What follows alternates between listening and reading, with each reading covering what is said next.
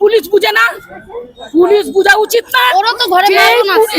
আমরা যে কাজ করতেছি জনগণ একবার খেপছিল পুলিশের উপরে, তখন পুলিশ ঠান্ডা হয়েছিল, আবার পুলিশ কিন্তু গরম হচ্ছে।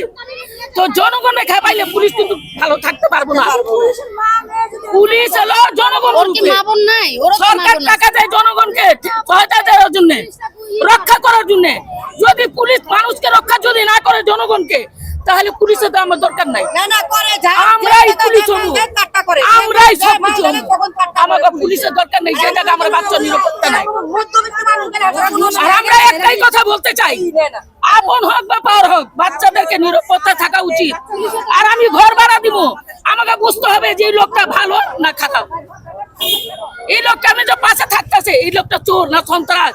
আমাদের এলাকাবাসী এই 2 মাস ধরে আয়া কোন এই মেয়েটা এত বড় দুর্ঘটনা ঘটাইলি মেয়ের সাথে, যদি আজকের তদন্ত করতো বুঝতো, এই বাচ্চার এই অবস্থা হইতো না।